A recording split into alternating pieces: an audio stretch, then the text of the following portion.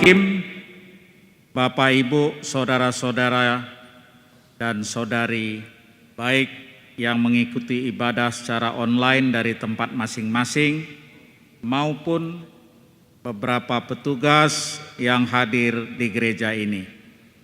Selamat pagi, salam sejahtera, selamat hari Minggu bagi kita semua. Majelis Jemaat GKI Kuitang menyambut penuh sukacita kehadiran saudara-saudara dalam minggu pagi ini, baik yang mengikuti ibadah tatap muka terbatas saat ini di gedung gereja GKI Kuitang, ataupun yang mengikuti secara daring via YouTube GKI Kuitang. Kiranya ibadah minggu yang diselenggarakan secara daring tidak mengurangi kehangatan dalam bersekutu dan penghayatan kita dalam menyambut serta mengalami berkat Tuhan. Kita percaya bahwa Allah tetap hadir di tengah-tengah kita, baik yang saat ini hadir beribadah di gedung gereja maupun yang mengikuti piatup GKI Kuitang bersama keluarga dari rumah atau tempat kita masing-masing. Bagi Bapak Ibu, saudara-saudari yang baru pertama kali hadir secara daring untuk mengikuti ibadah ini dan memerlukan pelayanan gereja lebih lanjut, dapat menghubungi Majelis Jemaat GKI Kuitang via kantor gereja. Nomor kontak yang dapat dihubungi di 021 310 7786 atau via WA di 08111 007 945 atau bisa juga melalui email dengan alamat email kantorgkikuitang@gmail.com. Berikut ini akan ditayangkan pokok-pokok warta jemaat Minggu 6 Februari 2022 yang bisa kita ikuti bersama lewat penayangan multimedia sesaat lagi.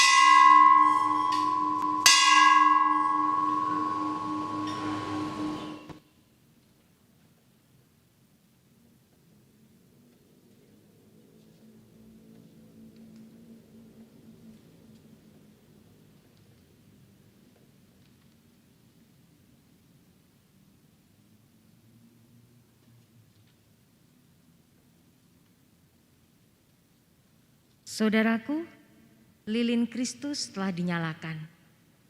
Mari kita berhimpun. Saudaraku, kita berdiri.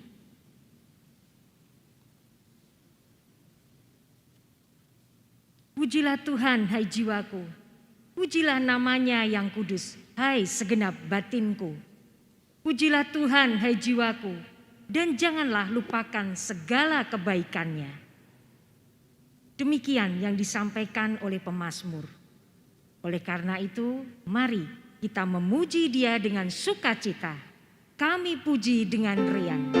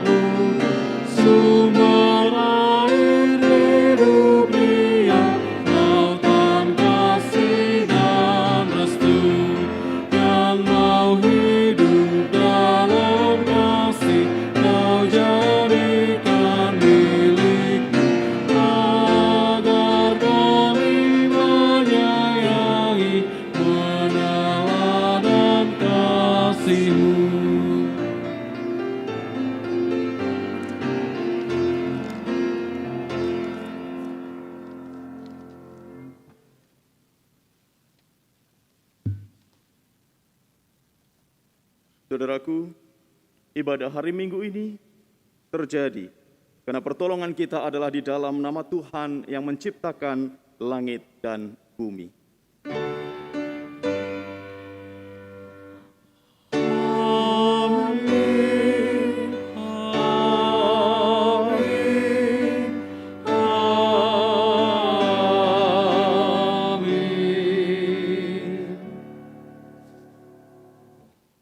Kasih karunia dan damai sejahtera dari Allah Bapa kita dan dari Tuhan Yesus Kristus menyertai saudara.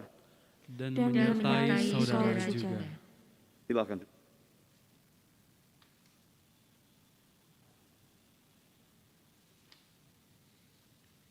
Saudaraku, ada banyak kisah yang menceritakan tentang orang-orang yang berupaya menghindari panggilan Tuhan dan menolak untuk diutus menjadi pelayannya.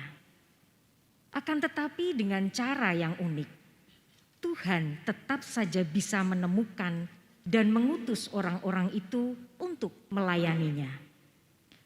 Pertanyaan bagi kita adalah, bagaimana kita harus bersikap terhadap panggilan Tuhan itu? Di hari Minggu ini, bersamaan dengan perayaan perjamuan kudus, maka kita akan bersama menggumuli dan merenungkan tema bersedia dipanggil dan diutus Allah. Melalui tema ini kita diajak untuk memahami bahwa pada hakikatnya Allah memanggil setiap manusia dan mengutus untuk melayani Dia. Dengan demikian, hendaknya kita bersedia dipanggil dan diutus Allah dalam pelayanan-pelayanan gerejawi sesuai dengan maksud Allah.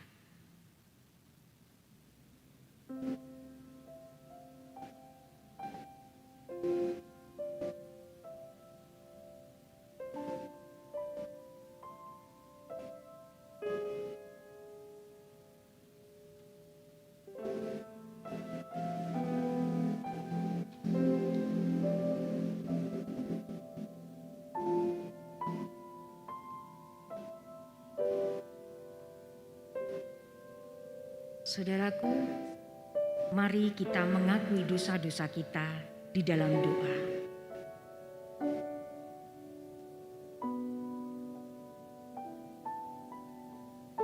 Ya Tuhan, kami tahu bahwa suara-Mu yang lembut selalu menyapa kami. Bahkan Engkau begitu mengenal diri kami secara mendalam. Namun seringkali kami mengabaikan suara-Mu itu karena lebih senang memperhatikan diri dan kepentingan kami sendiri-sendiri. Tanpa sadar kami tenggelam di dalam keegoisan diri. Meski demikian, Engkau selalu berupaya menyatakan kehadiran-Mu itu dengan cara yang unik. Akan tetapi ketegar tengkukan telah menumpulkan kepekaan kami untuk dapat merasakan kehadiran-Mu itu. Oleh karena sikap kami ini, maka kami seringkali gagal untuk menjadi pelaku-pelaku firman-Mu. Saat ini ya Tuhan, kami datang kepadamu untuk memohon belas kasihan dan pengampunan-Mu.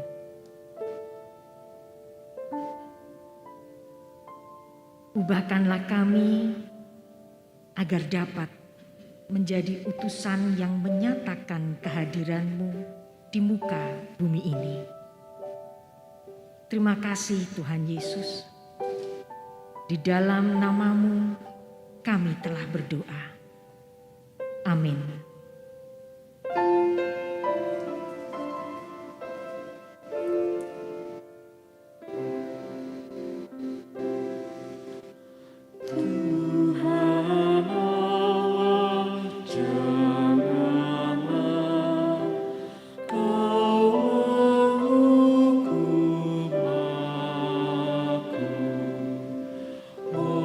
Berapa lama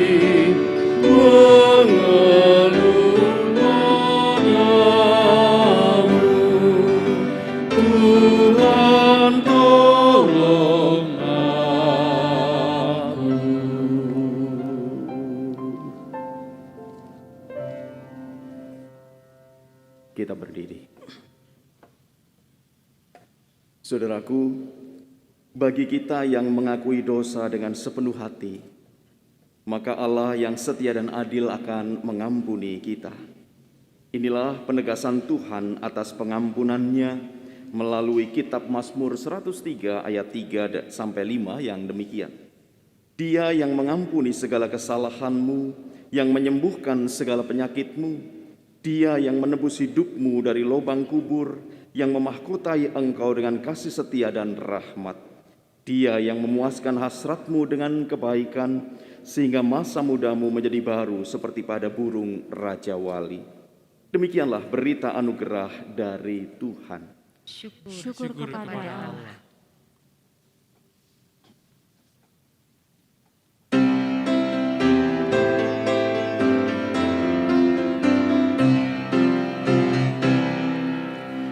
Yesus telah datang memberi sukacita, Alfa Omega dan firman kekal, Allah sejati dan Maha Pencipta.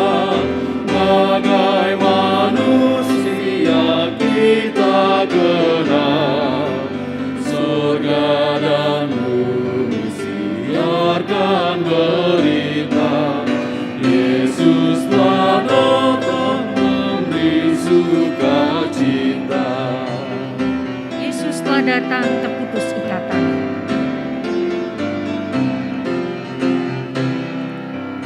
Yesus telah datang terputus ikatan, yang dalam dosa dan maut menjerat. Rantai diganti dengan kelepasan dari kukuman kuasa gelap. Habislah duka lenyap kecemasan, Yesus telah datang terputus ikatan.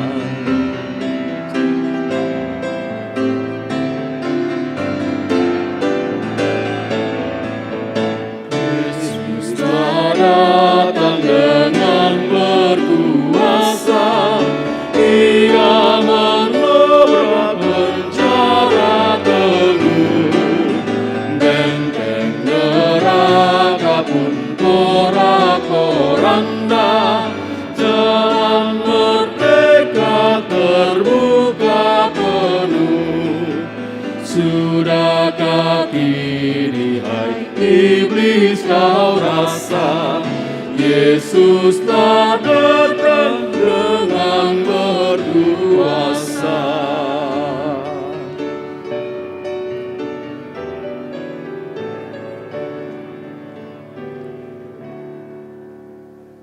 Silakan duduk.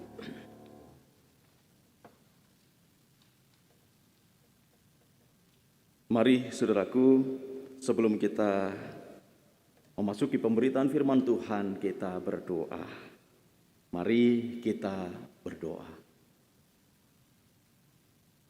Ya Tuhan, sabda-Mu adalah firman kehidupan bagi kami. Nyatakanlah kebenaran-Mu dan ajarlah, agar kami dapat memahami dan melakukannya setiap hari. Kami rindu agar dapat selalu berjalan di dalam rancangan-Mu yang membawa kami kepada keselamatan. Di dalam nama Tuhan Yesus kami sudah memanjatkan doa ini. Amin.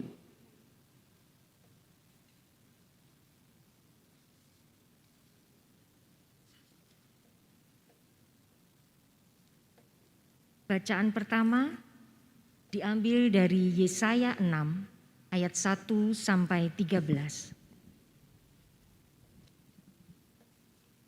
Yesaya 6 ayat 1 sampai 13. Yang demikian. Dalam tahun matinya Raja Uzia, aku melihat Tuhan duduk di atas tahta yang tinggi dan menjulang, dan ujung jubahnya memenuhi bait suci. Para serafim berdiri di sebelah atasnya. Masing-masing mempunyai 6 sayap. 2 sayap dipakai untuk menutupi muka mereka, 2 sayap dipakai untuk menutupi kaki mereka, dan 2 sayap dipakai untuk melayang-layang. Dan mereka berseru seorang kepada seorang. Katanya, "Kudus, kudus, kuduslah Tuhan semesta alam. Seluruh bumi penuh kemuliaannya." Maka bergoyanglah alas ambang pintu disebabkan suara orang yang berseru itu, dan rumah itu pun penuhlah dengan asap. Lalu kataku, "Celakalah aku binasa, sebab aku ini seorang yang najis bibir, dan aku tinggal di tengah-tengah bangsa yang najis bibir. Namun mataku telah melihat Sang Raja, yakni Tuhan semesta alam." Tetapi seorang dari para serafim itu terbang mendapatkan aku. Di tangannya ada bara yang diambilnya dengan sepit dari atas mezbah. Ia menyentuhnya kepada mulutku serta berkata, "Lihat, ini telah menyentuh bibirmu, maka kesalahanmu telah dihapus dan dosamu telah diampuni." Maka aku mendengar suara Tuhan berkata, "Siapakah yang akan kuutus? Dan siapakah yang mau pergi untuk aku?" Maka sahutku, "Ini aku, utuslah aku." Kemudian firman-Nya, "Pergilah dan katakanlah kepada bangsa ini, dengarlah sungguh-sungguh, tetapi mengerti jangan. Lihatlah sungguh-sungguh, tetapi menanggap jangan. Buatlah bangsa ini keras dan buatlah telinganya berat mendengar, dan buatlah matanya melekat tertutup, supaya jangan mereka melihat dengan matanya dan mendengar dengan telinganya dan mengerti dengan hatinya, lalu berbalik dan menjadi sembuh." Kemudian aku bertanya, "Sampai berapa lama ya Tuhan?" Lalu jawabnya, "Sampai kota-kota telah lengang sunyi sepi. Tidak ada lagi yang mendiami, dan di rumah-rumah tidak ada lagi manusia, dan tanah menjadi sunyi dan sepi. Tuhan akan menyingkirkan manusia jauh-jauh, sehingga hampir seluruh negeri menjadi kosong. Dan jika di situ masih tinggal 1/10 dari mereka, mereka harus sekali lagi ditimpa kebinasaan. Namun keadaannya akan seperti pohon beringin dan pohon jawi-jawi yang tunggulnya tinggal berdiri pada waktu ditebang. Dan dari tunggul itulah akan keluar tunas yang kudus." Demikianlah sabda Tuhan. Syukur kepada Allah. Marilah kita menanggapi bacaan pertama dengan membaca Mazmur 138 secara berbalasan. Mazmur 138, nyanyian syukur atas pertolongan Tuhan dari Daud. Aku hendak bersyukur kepadamu dengan segenap hatiku. Di hadapan para Allah, aku akan bermazmur bagimu. Aku hendak sujud ke arah bait-Mu yang kudus. Dan memuji namamu. Oleh karena kasih setiamu dan oleh karena setiamu. Sebab kau buat namamu dan janjimu melebihi segala sesuatu. Pada hari aku berseru, Engkau pun menjawab aku. Engkau menambahkan kekuatan dalam jiwaku. Semua raja di bumi akan bersyukur kepadamu, ya Tuhan. Sebab mereka mendengar janji dari mulut-Mu. Mereka akan menyanyi tentang jalan-jalan Tuhan. Sebab besar kemuliaan Tuhan. Tuhan itu tinggi, namun Ia melihat orang yang hina. Dan mengenal orang yang sombong dari jauh. Jika aku berada dalam kesesakan, Engkau mempertahankan hidupku. terhadap amarah musuhku Engkau mengelurkan tangan-Mu. Dan tangan kananmu menyelamatkan aku. Tuhan akan menyelesaikannya bagiku. Ya Tuhan, kasih setiamu untuk selama-lamanya. Janganlah kau tinggalkan perbuatan tangan. Bacaan kedua diambil dari surat 1 Korintus 15 ayat 1 sampai dengan 11. Yang demikian. Dan sekarang saudara-saudara, aku mau mengingatkan kamu kepada Injil yang aku beritakan kepadamu dan yang kamu terima dan yang di dalamnya kamu teguh berdiri. Oleh Injil itu kamu diselamatkan, asal kamu teguh berpegang padanya, seperti yang telah kuberitakan kepadamu, kecuali kalau kamu telah sia-sia saja menjadi percaya.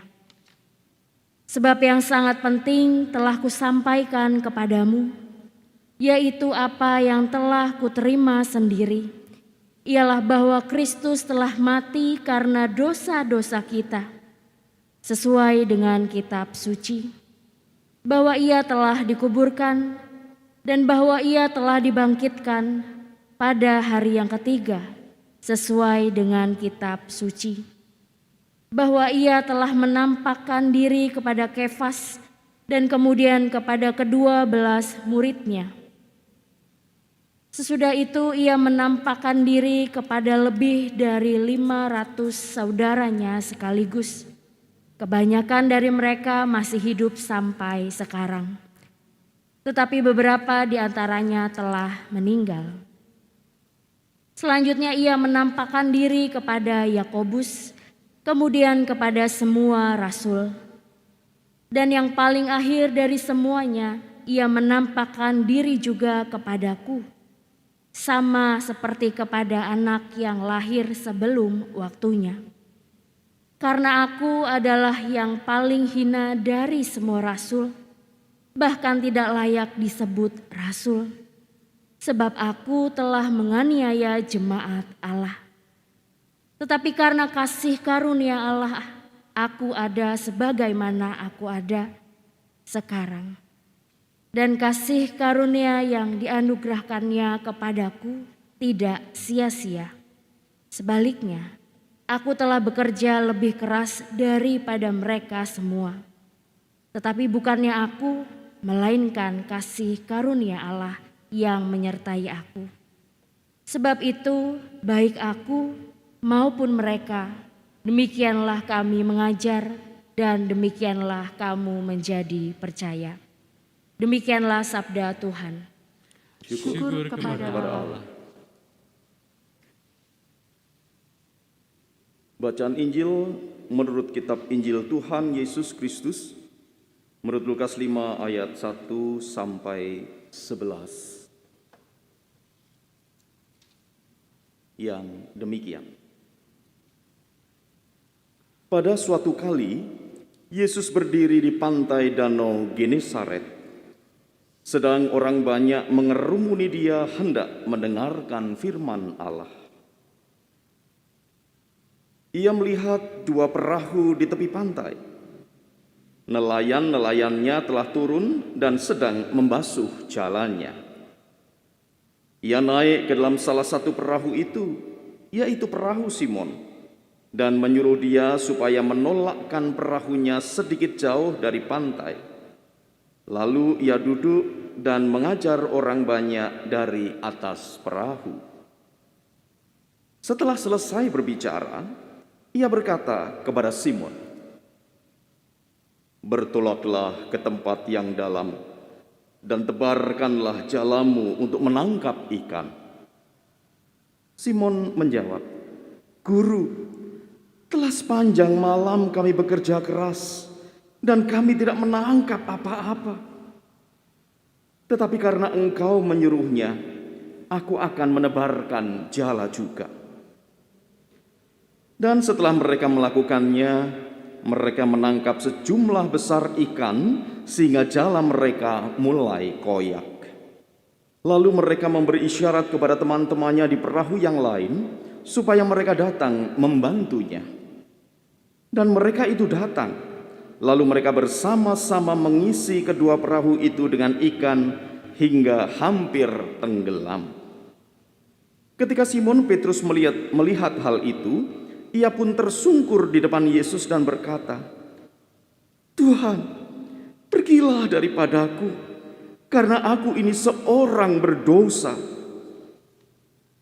Sebab ia dan semua orang yang bersama-sama dengan dia takjub oleh karena banyaknya ikan yang mereka tangkap.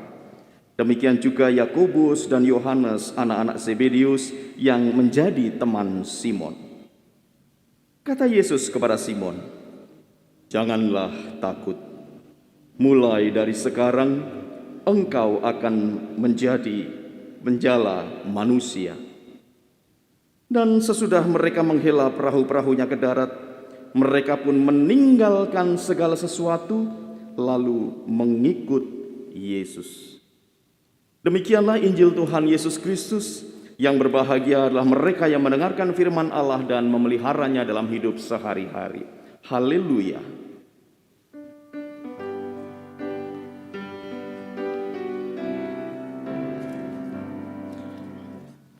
Haleluya, haleluya, haleluya, haleluya, haleluya, haleluya, haleluya,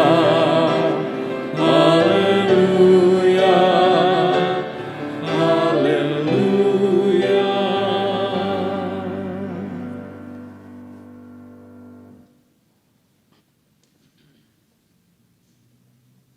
Salam sehat penuh rahmat Tuhan sertamu.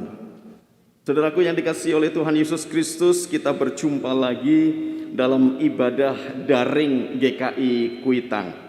Seperti sudah muncul di warta di awal ibadah tadi, bahwa mensikapi situasi kondisi yang ada, maka ibadah tatap muka terbatas yang sudah sekian bulan kita laksanakan di GKI Kuitang ini terpaksa kembali menjadi ibadah daring atau ibadah online.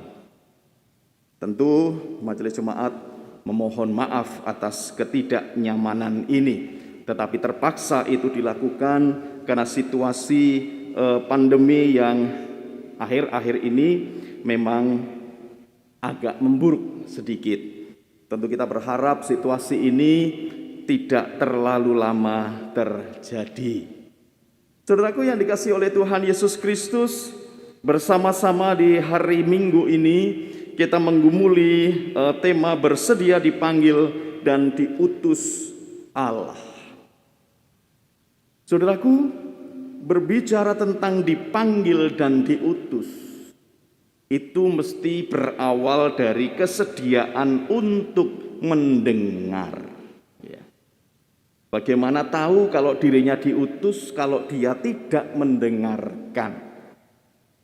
Nah, persoalannya ada begitu banyak orang yang mau mendengar tetapi sedikit yang mau mendengarkan. Kalau cuma sekedar dengar sih banyak orang bisa melakukan itu. Tetapi mendengarkan itu berarti membutuhkan keseriusan, membutuhkan konsentrasi. Sementara saudaraku kita tahu bahwa kecenderungan manusia itu adalah lebih banyak berbicara daripada mendengar. Lebih banyak ngomong daripada mendengarkan. Nah, saudaraku yang dikasihi Tuhan, saya membaca sebuah artikel menarik bahwa ternyata diam itu banyak manfaatnya gitu ya. Jadi supaya kita belajar untuk tidak terlalu banyak ngomong ya. Ternyata diam itu ada banyak manfaatnya. Karena di dalam diam itu kita bisa mendengarkan begitu ya. Ini secara penelitian psikologi dan kesehatan saudaraku disebutkan bahwa diam itu ternyata bisa menurunkan tekanan darah gitu ya. Ini ada Pak Dokter di ruangan ini. Ya. Diam itu bisa menurunkan tekanan darah. Diam itu bisa meningkatkan konsentrasi dan fokus. Diam itu bisa menenangkan pikiran, merangsang pertumbuhan otak, mengurangi hormon stres yang namanya kortisol, merangsang kreativitas, dan mencegah insomnia atau kesulitan tidur. Ya. Itu menurut penelitian psikologi dan kesehatan.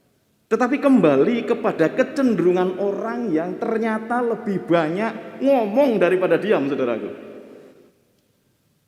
Sebuah artikel di Okeson.com 1 November 2017 menyebutkan bahwa rata-rata orang ngomong per hari itu 16.000 kata. Jadi sebelumnya orang berpikir bahwa perempuan itu lebih banyak ngomong daripada laki-laki. Tetapi penelitian tahun 2017 yang dilakukan oleh Arizona University menemukan bahwa ternyata rata-rata manusia itu baik laki-laki ataupun perempuan itu berbicara 16.000 kata-kata per hari. Ya. Jadi penelitian di Arizona University dipimpin oleh Profesor Matthias Mehel, ya, melakukan penelitian sepanjang 8 tahun, melibatkan banyak mahasiswa, dan setiap mahasiswa itu dibekali dengan alat rekam digital untuk merekam aktivitas berbicara mereka.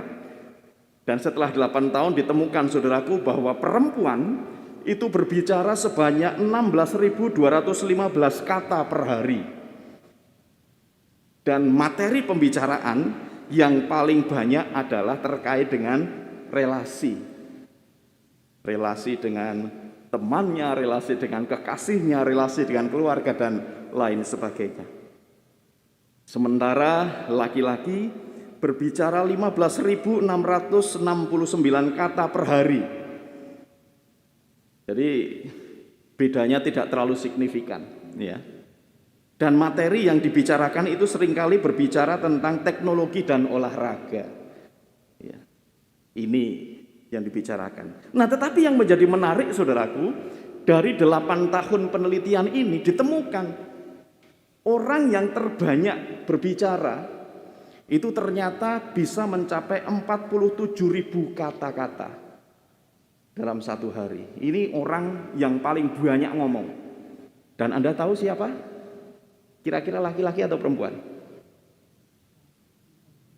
Ternyata laki-laki.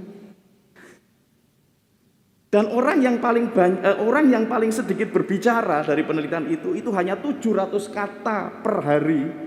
Itu ternyata seorang perempuan. Nah, jadi dari hasil penelitian ini, saudaraku, menarik ini. Jadi kalau kita disuruh diam mendengar, rasanya susah. Karena terus terang saya pernah melakukan itu, Bapak Ibu, saudaraku, di sebuah pembinaan saya meminta para peserta untuk diam 1 menit, Bapak Ibu, 1 menit. Jadi saya memasang timer 1 menit dan saya meminta semuanya diam dan menutup mata. Begitu 1, 2, 3 mulai, baru 10 detik sudah ada yang melek. Nah, begitu melek, saya lihat dia, merem lagi, gitu kan. Dan terus begitu gantian yang melek, saudaraku. Dan kemudian setelah 1 menit berjalan, saya bertanya, 1 menit itu lama atau sebentar? Bagi mereka yang bisa merem begitu ya, diam 1 menit, tidak melek sekalipun, mereka mengatakan sebentar, Pak Pendeta. Tetapi bagi mereka yang setiap 5 detik sekali melek gitu, mengatakan 1 menit itu ternyata lama sekali, saudaraku ya. Jadi sekarang bergantung. Nah, saudaraku yang dikasih oleh Tuhan Yesus Kristus, bersedia dipanggil dan diutus Allah harus mulai dari kesediaan untuk diam dan mendengar. Sebab jikalau tidak dimulai dengan diam dan mendengar, maka kita tidak akan pernah dapat mendengar suara Allah. Dan kalau kita tidak dapat mendengar suara Allah, itu berarti kita tidak mengerti juga apa yang menjadi kehendak Allah. Allah mau mengutus kita apa? Ya kita tidak pernah tahu, kita ribut sendiri kok, kita sibuk sendiri kok. Ya. Menarik kalau kita menelusuri bacaan kita, saudaraku. Nabi Yesaya memulai pelayanannya, saudaraku, diawali dengan perjumpaan dengan Tuhan. Seringkali situasi ini atau kondisi ini disebut sebagai teofani, penampakan wajah Allah, pengalaman perjumpaan dengan Allah. Itu yang dialami oleh Nabi Yesaya. Nah, yang menjadi menarik adalah bahwa Nabi Yesaya menceritakan itu dengan latar belakang atau konteks bait Allah. Itu berarti bahwa Nabi Yesaya itu berasal dari keluarga yang mencintai peribadahan. Sebagian penafsir menyebutkan Nabi Yesaya ini adalah salah seorang imam, atau bahkan kemungkinan besar imam besar pada waktu itu.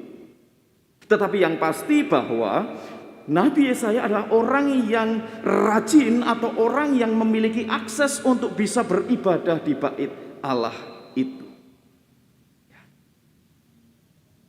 Yesaya menceritakan pengalaman teofaninya itu dan melihat tahta Allah yang maha kudus. Yesaya menyadari keberadaannya di hadapan tahta Allah yang maha kudus. Artinya Yesaya sekarang pada saat itu berhadapan dengan Dia yang kudus. Sudah kudus, mulia lagi karena berada di atas tahta. Nah, bagaimana posisinya Yesaya sebagai seorang manusia di hadapan Allah yang mulia, di hadapan Allah yang kudus? Yesaya tahu diri, saudaraku. Yesaya sadar diri. Di ayat yang kelima, Yesaya menyadari bahwa ia berdosa. Dia menyadari, dia sadar bahwa dia berdosa. Lidah bibirnya berdosa dan tinggal di tengah-tengah bangsa yang najis. Bibir, demikian yang disampaikan oleh Yesaya. Realitas perjumpaan yang kudus dengan yang tidak kudus, perjumpaan dengan Allah dan manusia, seharusnya menumbuhkan sebuah kesadaran bahwa kita manusia adalah yang tidak layak dipenuhi dengan kecacat celaan, dipenuhi dengan dosa. Di dalam diam, saudaraku, Yesaya menyadari keberadaannya itu. Dapatkah kita membayangkan jikalau pikiran kita sibuk, mulut kita banyak berbicara sehingga telinga kita tidak mendengarkan? Apakah akhirnya kita bisa mendengarkan atau mengalami kesadaran bahwa kita ini berdosa di hadapan Tuhan? Jangan-jangan tidak. Kita lebih banyak menyusun dalih-dalih atau menyusun alasan-alasan untuk tidak dikatakan sebagai salah. Tetapi berbeda dengan Yesaya. Yesaya sadar dirinya dia berdosa di tengah-tengah keheningan. Namun yang menjadi menarik, saudaraku, apakah berhenti sampai di situ? Tidak. Dalam kesadaran Yesaya bahwa dia berdosa, ia melihat seorang serafim kemudian datang dengan sepit dan api bara dan kemudian menyucikan lidah bibirnya. Bahkan sebelum Yesaya melakukan ritual pembakaran korban penebus dosa atau penebus salah, saudaraku, Tuhan sudah bertindak untuk menyucikan, menguduskan Yesaya.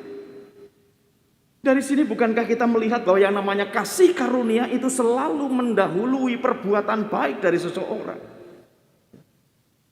Jadi kalau ada orang yang mengatakan bahwa aku diampuni karena usahaku, aku diampuni karena tindakan-tindakanku, rasanya kok keliru begitu.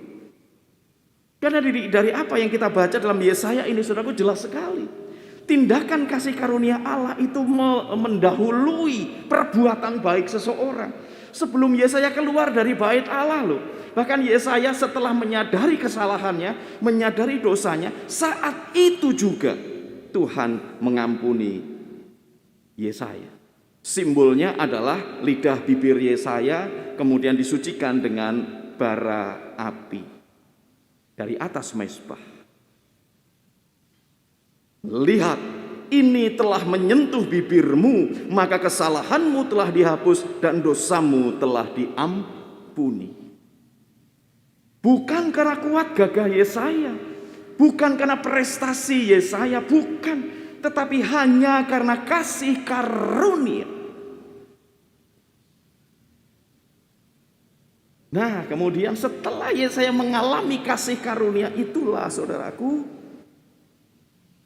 Yesaya terdorong dengan sungguh-sungguh, dengan segenap hati, merespon ajakan dan panggilan Tuhan.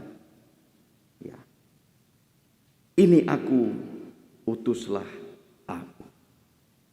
Artinya, jikalau seseorang memang merasakan karunia Tuhan yang besar di dalam hidupnya, jikalau seseorang merasakan sungguh-sungguh Tuhan sudah mengubahkan hidupnya, maka sudah sewajarnya dan sepantasnya kalau kemudian orang itu meresponsnya, menyambutnya, menanggapinya dengan baik, bahkan melakukan apa yang dimaui oleh Tuhan, mengerjakan apa yang dikehendaki oleh Tuhan. Ini aku, utuslah aku. Namun seringkali kan kita nakal, saudaraku ya. Ini aku Tuhan, utus dia, gitu kan. Jadi bukannya ini aku, utuslah aku, tetapi ini aku Tuhan, utus dia, gitu ya. Ya bagaimana kemudian gereja bisa berkembang kalau kemudian yang ada cuma L4, lu lagi, ya. Karena yang lain-lainnya mengatakan ini aku Tuhan, utus dia. Ya. ABS, gitu kan saja. Bukan asal Bapak senang, asal bukan saya, gitu kan. Asal bukan saya. Nah tentu ini bukan respon Yesaya. Respon Yesaya adalah ini aku, utuslah aku. Dan sesungguhnya itulah yang dikehendaki Tuhan bagi setiap kita.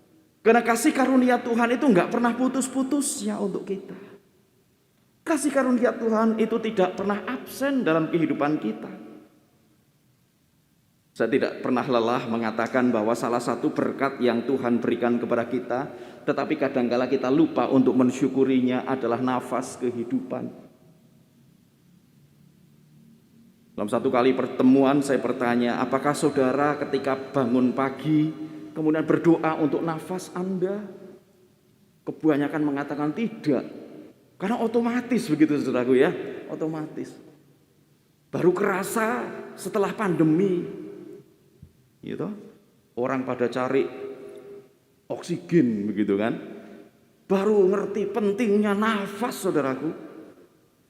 Padahal ketika kita sehat saudaraku, Tuhan itu memberikan free of charge, gratis. Tetapi kadang-kala kita lupa untuk merasakan kebaikan Tuhan. Alih-alih mengucapkan syukur, adanya malah mengeluh. Kok begini sih Tuhan? Kok begitu sih Tuhan? Padahal sepanjang nafas masih diberikan, sepanjang degup jantung masih diberikan, sepanjang mata masih bisa berkedip. Wah itu kan anugerah Tuhan saudaraku. Kebayang Anda nggak bisa kedip saudaraku? Ya, mendeli aja begitu, gitu kan? Mau berapa galon tetes mata yang Anda butuhkan, gitu ya? Karena dengan berkedip itu berarti Anda membasahi bola mata Anda. Dan itu anugerah Tuhan yang Tuhan sudah atur sedemikian rupa. Namun kita sering lupa untuk bersyukur atasnya. Yesaya mendengar suara Tuhan, Yesaya merespon apa yang dikehendaki oleh Tuhan dan memberikan diri untuk diutus oleh Tuhan. Bahkan kalau kita membaca dengan sungguh-sungguh apa yang dimintakan Tuhan kepada Yesaya agar Yesaya melakukan, itu adalah sebuah tugas yang tidak mudah, saudaraku. Tugas yang cukup sulit, saudaraku. Betapa tidak, saudaraku. Ya.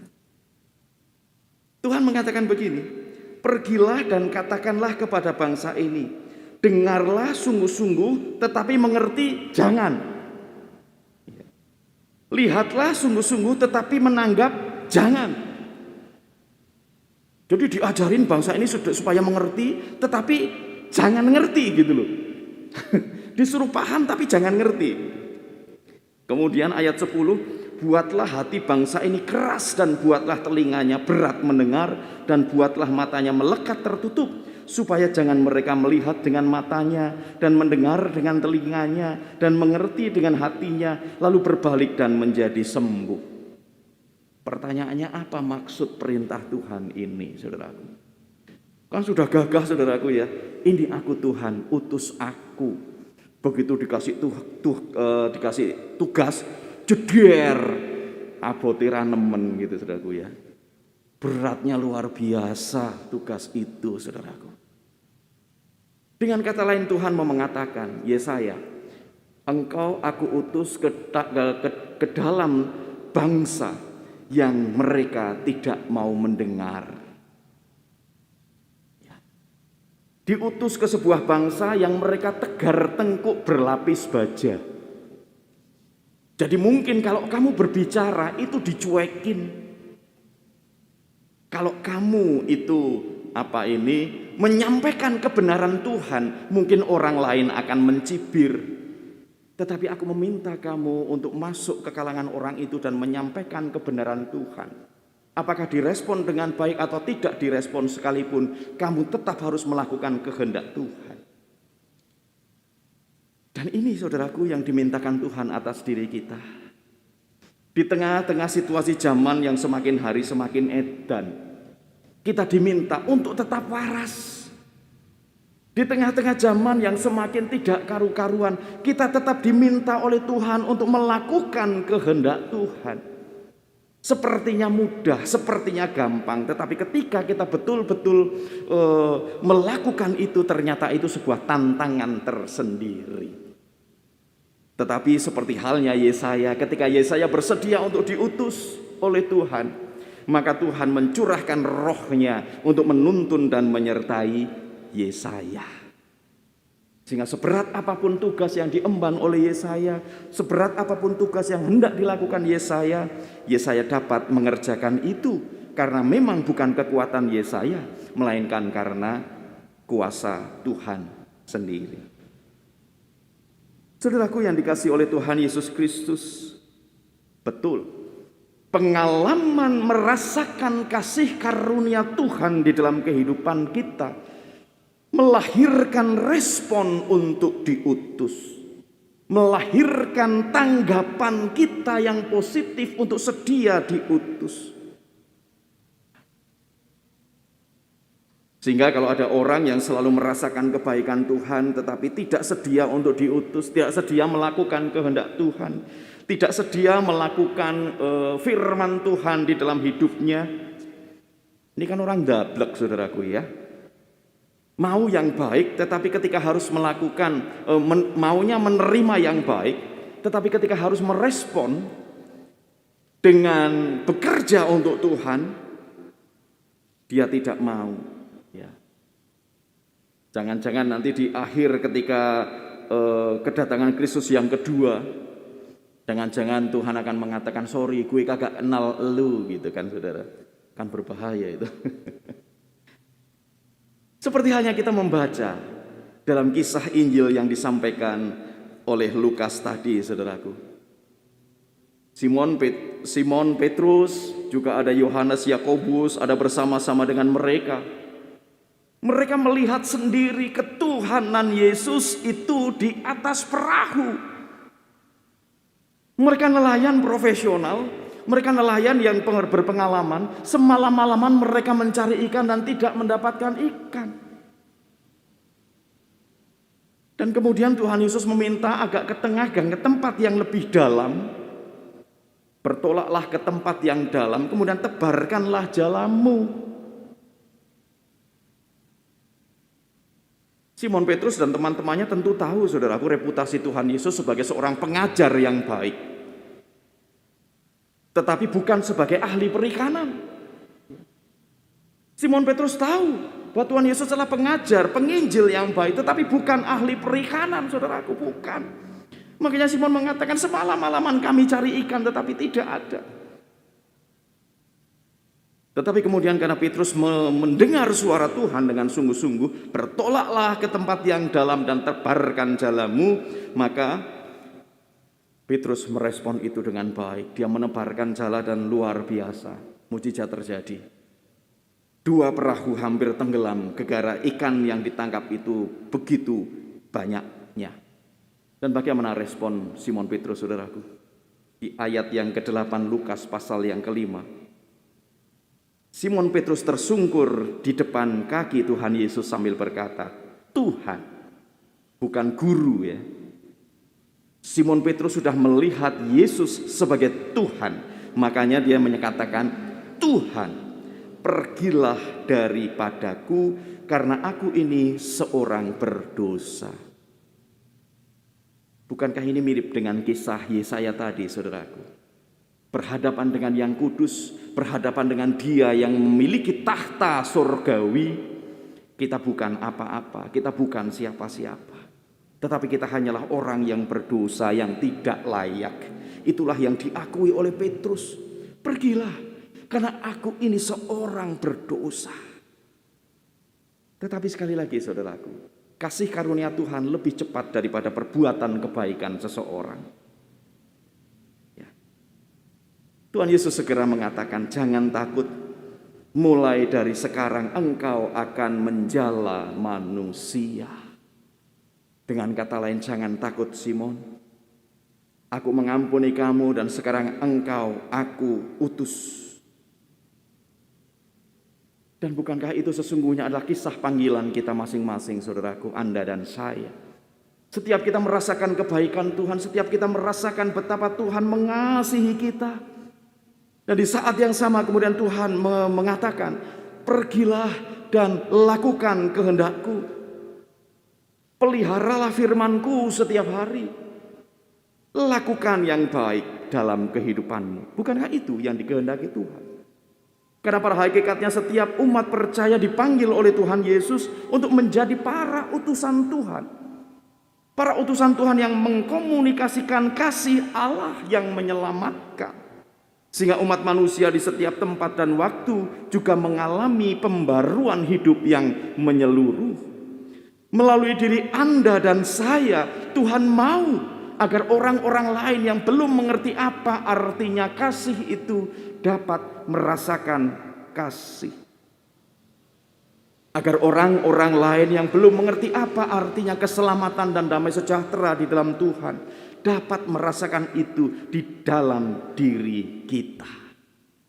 Artinya menjala manusia bukan hanya sekedar membuat seseorang itu ganti KTP dari sebelumnya bukan Kristen menjadi Kristen, bukan itu. Bukan sekedar itu, mohon maaf.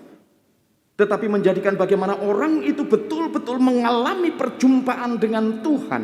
Orang itu betul-betul mengalami pengalaman pribadi dengan Tuhan yang mengubahkan. Anda dan saya dipanggil untuk itu. Anda dan saya diutus untuk itu. Meminjam istilahnya Paulus, saudaraku, bahwa kita adalah surat Kristus. Melalui diri kita orang lain melihat ada tindakan Kristus, ada karya Kristus yang dirasakan oleh orang lain melalui diri kita. Dalam kisah Simon Petrus, saudaraku, Alkitab menyaksikan di ayat yang ke-11. Dan sesudah mereka menghela perahu-perahu ke darat, mereka pun meninggalkan segala sesuatu lalu mengikut Yesus. Sebuah pertanyaan akal bisa muncul. Lantas, dikemanakan ikan-ikan yang tadi dapat banyak itu? Alkitab hendak menyatakan, akhirnya material dunia tidak lagi menjadi penting dibandingkan dengan kasih karunia Kristus. Itu message yang hendak disampaikan. Ikan yang banyak yang hampir menenggelamkan dua perahu itu ditinggalkan oleh mereka.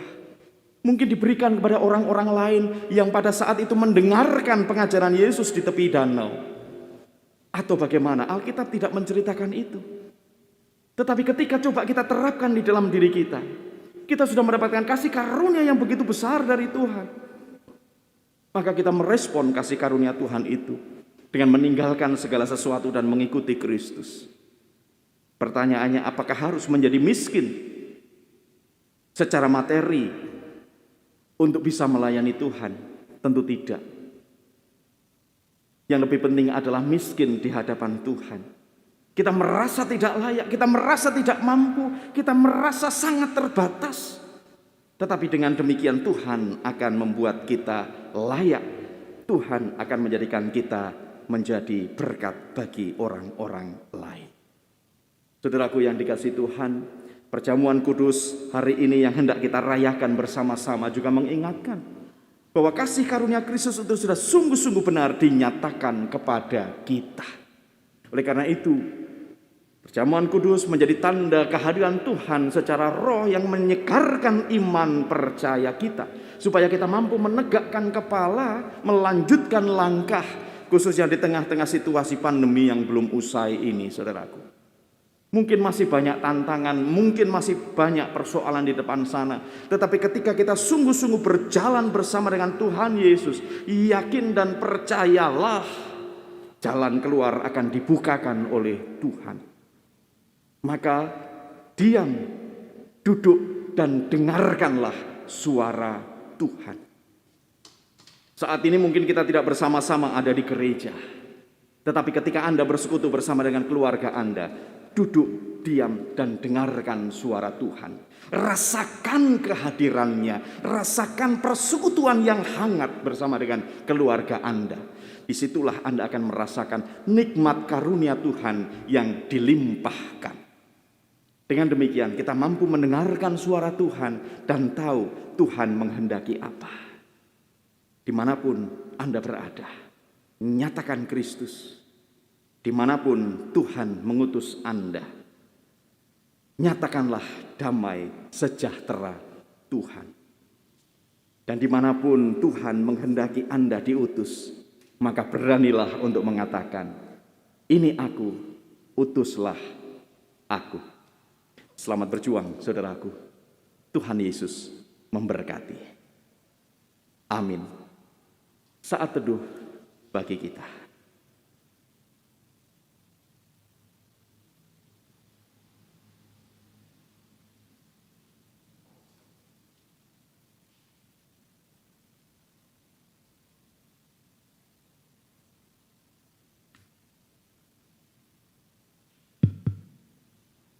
Bapak, Ibu, saudara-saudari yang kekasih dalam Tuhan Yesus, dengan terus meyakini bahwa Kristus telah melakukan karya bagi keselamatan dunia ini, maka mari kita mengakui iman percaya kita melalui pengakuan iman rasuli.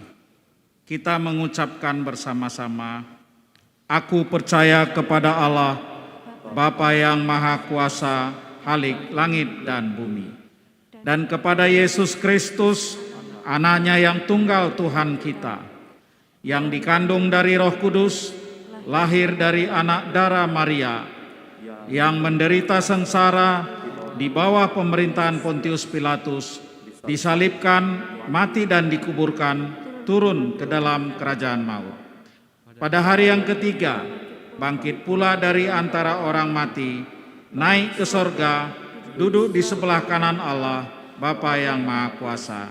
Dan dari sana Ia akan datang untuk menghakimi orang yang hidup dan yang mati.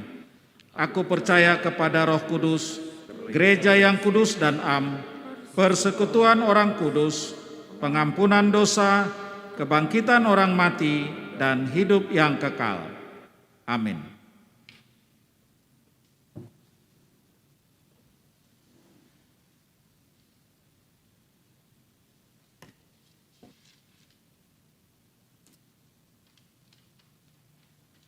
Saudaraku, kita akan bersama-sama menaikkan doa syafaat kita. Mari kita berdoa. Segala puji syukur kami panjatkan kepadamu ya Bapa, karena kami masih tetap dapat merasakan kebaikan Tuhan, kesetiaan kasih karuniamu yang terus mengalir ke dalam kehidupan kami. Bahkan ketika kami harus menghitung jumlah berkat Tuhan yang Tuhan limpahkan, maka sesungguhnya jumlah hitungan kami tidak akan pernah cukup untuk menghitung seluruh berkat-berkat Tuhan itu. Kami rindu ya Bapa, kami merespons kasih karunia Tuhan itu dengan kesediaan untuk kami diutus melayani Tuhan dimanapun kami berada. Supaya melalui pemikiran kami, tutur kata kami, dan sikap kehidupan kami dapat menyatakan kehadiran Tuhan Yesus. Jadikanlah kami menjadi kitab yang terbuka, sehingga dengan keberadaan kami dimanapun, orang juga boleh merasakan damai sejahtera. Dengan dimanapun kami berada, kami dapat bersama-sama menegakkan kebenaran dan keadilan. Inilah diri kami ya Tuhan. Saat ini Bapa, kami juga rindu berdoa bahwa menjalani kehidupan kami sadar ada begitu banyak tantangan-tantangan yang harus kami hadapi. Tantangan di tengah pekerjaan kami, tantangan di tengah keluarga kami, tantangan di tengah-tengah kehidupan kami bersama dengan masyarakat. Namun kami percaya ketika kami sungguh mengandalkan Tuhan, maka Tuhan akan menolong dan menopang kami, sehingga kami dapat menemukan jalan keluar yang terbaik dari setiap pergumulan dan persoalan kami itu. Bahkan di tengah-tengah situasi pandemi yang belum usai ini, Tuhan akan semakin memantapkan langkah kami, sehingga kami tetap melanjutkan hidup kami dengan sukacita, melanjutkan tugas pekerjaan kami dengan penuh tanggung jawab, dan berani menegakkan kepala, bahwa bersama dengan Tuhan kami pasti bisa. Kami bersyukur juga untuk kehadiran Tuhan di tengah-tengah ibadah kami yang diselenggarakan secara daring ini, ya Tuhan. Dan di dalamnya nanti kami juga akan bersama-sama merayakan perjamuan kudus.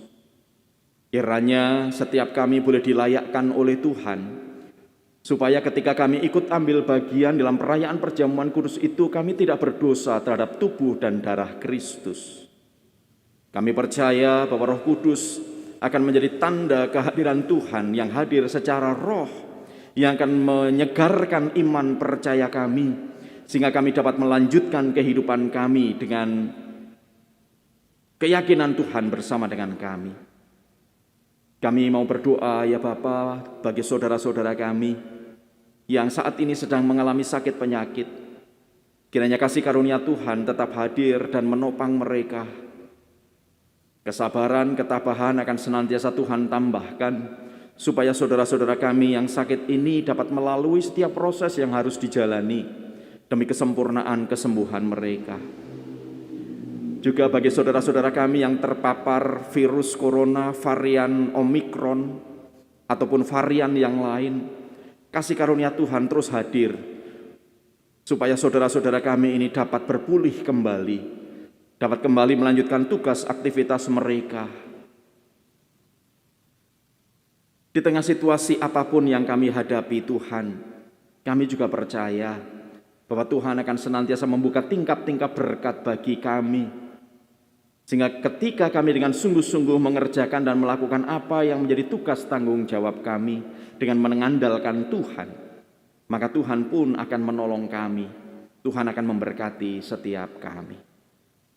Kami juga berdoa untuk gereja-Mu Bapa, GKI Kuitang, dengan berbagai macam pergumulan yang ada, kasih karunia-Mu tentu menopang kami, supaya GKI Kuitang juga terus bertumbuh dan berkembang, khususnya di tengah-tengah situasi pandemi ini Bapa.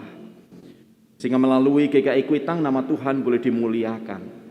Setiap kegiatan gerejawi yang diselenggarakan, kiranya boleh menjadi cara Tuhan untuk mendidik setiap anggota jemaat Tuhan bertumbuh di dalam iman dan kedewasaan. Berkati juga para pendeta, para penatua dalam pelayanan mereka. Berkati program-program kerja gereja. Berkati juga Bapa badan pelayanan yang ada. Bahkan juga Tuhan memberkati setiap karyawan gereja, sehingga apa yang boleh mereka kerjakan dan karyakan di gereja ini menjadi pendukung bagi kegiatan terselenggaranya kegiatan gerejawi. Bapa, kami juga rindu berdoa secara khusus Jikalau di bulan Februari ini ibadah diselenggarakan secara daring, tentunya Tuhan juga akan menopang setiap kami agar pelayanan peribadahan ini boleh menjadi alat supaya jemaat Tuhan tetap mengalami perjumpaan dengan Tuhan. Meskipun mereka di rumah masing-masing, tetapi kehadiran Tuhan tetap dirasakan. Kami juga berdoa saat ini Bapa untuk pemerintah kami Indonesia. Di tengah-tengah upaya untuk memerangi virus corona ini, Tuhan terus menopang dan menyertai bangsa kami. Upaya pemerintah untuk melaksanakan vaksinasi corona dan juga vaksinasi booster tentunya akan disertai dan diberkati Tuhan. Sehingga saatnya nanti bangsa Indonesia akan mengalami herd immunity, sehingga kami boleh terbebas dari pandemi virus corona.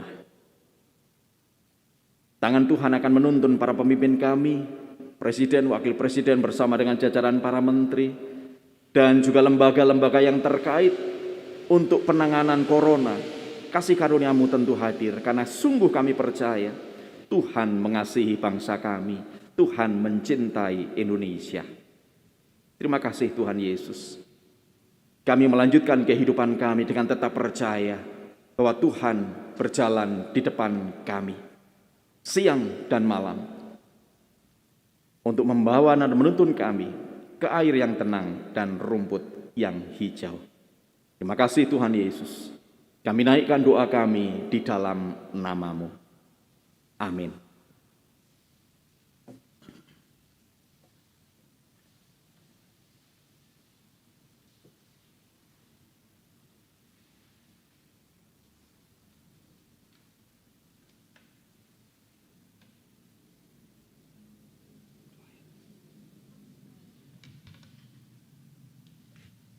Bapak, Ibu, saudara-saudari kami yang kami kasih dalam Tuhan Yesus, kini tiba saatnya untuk menyatakan rasa syukur kita dalam ibadah ini dalam bentuk persembahan yang akan kita bawa ke hadapan Tuhan. Ada 3 kotak atau kantong persembahan yang diedarkan. Persembahan kotak pertama untuk pelayanan umum gerejawi. Persembahan kotak kedua untuk pengucapan syukur perjamuan kudus. Persembahan kotak ketiga untuk persembahan bulanan. Jemaat yang saat ini hadir mengikuti ibadah di gedung gereja ini dapat menyerahkan persembahan menggunakan amplop persembahan yang telah disediakan dan memasukkan ke dalam kotak-kotak persembahan yang telah kami siapkan di depan mimbar, atau Bapak Ibu bisa melakukan transfer ke nomor rekening gereja yang ada di layar, atau melalui scan barcode yang ditempel di depan tempat duduk Bapak Ibu. Demikian juga bagi Bapak Ibu yang mengikuti ibadah secara online, akan tertera nomor rekening dan barcode yang muncul di layar handphone, laptop, atau televisi saat nyanyian persembahan. Persembahan kantong kedua agar ditambahkan angka atau digit 32 di bagian akhir nominal. Persembahan kantong ketiga agar ditambahkan angka digit 02 di bagian akhir nominal. Dasar persembahan hari ini diambil dari kesaksian firman Tuhan di dalam Mazmur 37 ayat 21 sampai 22 yang berbunyi demikian. Orang fasik meminjam dan tidak membayar kembali, tetapi orang benar adalah pengasih dan pemurah. Sesungguhnya orang-orang yang diberkatinya akan mewarisi negeri, tetapi orang-orang yang dikutukinya akan dilenyapkan. Bapak Ibu, dari 4 ayat lagu kita akan nyanyikan ayat pertama, dan setelah nanti penyerahan persembahan dan juga membawa simbol roti dan anggur ke depan, kita akan menyanyikan bait kedua saja.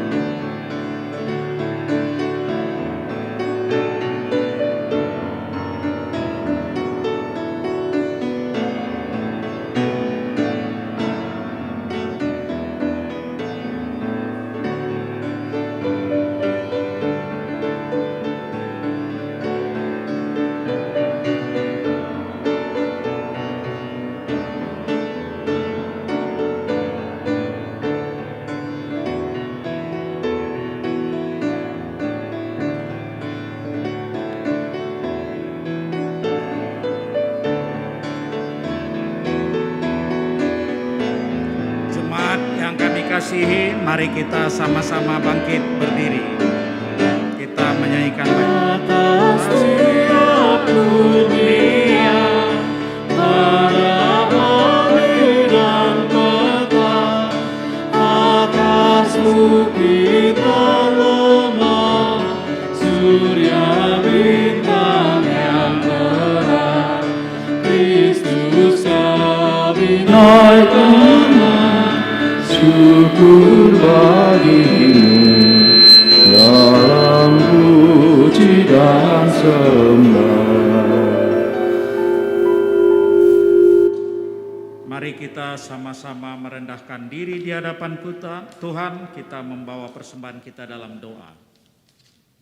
Allah Bapa yang rahmani yang kami kenal dalam Tuhan Yesus, kami mengucap puji syukur atas kasih karunia-Mu Bapa yang memberikan kami berkat-berkat kesehatan dalam menghadapi situasi pandemi COVID ini, dan juga sebagian berkat ini bisa kami hantarkan ke hadirat-Mu dalam bentuk persembahan. Bapa, berkatilah tangan-tangan yang telah memberikan persembahan maupun akan memberikan persembahan melalui rekening gereja. Berkati dan limpahkanlah berkat-Mu kepada mereka saat pribadi lepas pribadi Bapa. Begitu juga kami mendoakan agar persembahan bulanan, persembahan umum gerejawi maupun persembahan perjamuan kudus ini dapat digunakan oleh petugas secara efisien dan optimal di dalam menjalankan tugas-tugas pelayanan gerejawi dan juga memperluas kerajaan-Mu di dunia ini. Terima kasih Bapa, di dalam kasih Tuhan Yesus kami berdoa dan mengucap syukur. Amin. Mari saudaraku kita berdiri. Saudaraku, mari kita membuka pikiran, hati dan telinga kita agar dapat mendengar suara Tuhan dengan baik serta merasakan kehadirannya, sehingga kita dapat memberikan terangnya di tengah-tengah kegelapan dunia.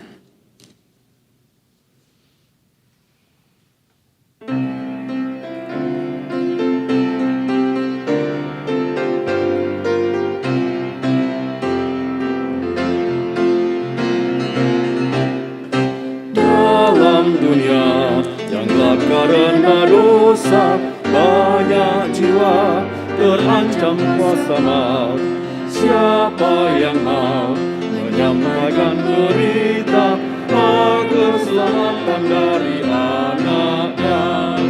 Kuasa telah diberi padaku, kuasa telah diberi padaku. Masyurkanlah Injil ke seluruh dunia, selalu ku besertamu.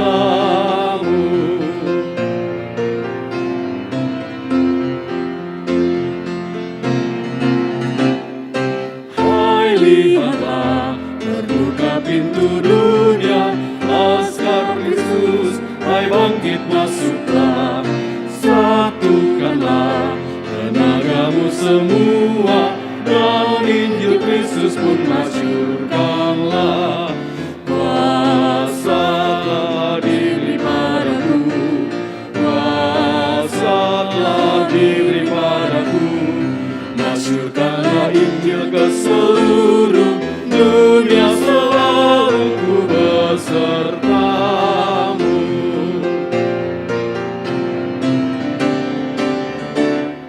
Kau tak perlu binasa karena dosa, Allah telah memberikan anaknya.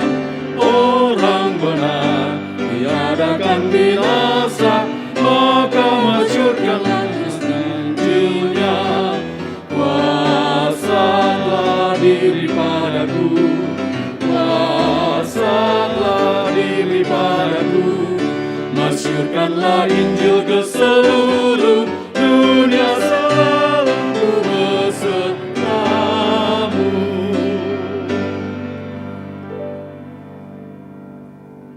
Saudaraku, dengan tetap beriman kepada Tuhan, maka sekarang arahkanlah pandanganmu kepada dunia. Dengan tetap berpegang pada Kristus, kami mengarahkan pandangan kami kepada dunia. Jadilah sahabat sesama. Sebab kami rindu mempersaksikan Kristus, Terpujilah Allah Bapa, Anak, dan Roh Kudus, yang tidak pernah memisahkan kami dari kasih-Nya sekarang dan selama-lamanya. dan terimalah berkat Tuhan.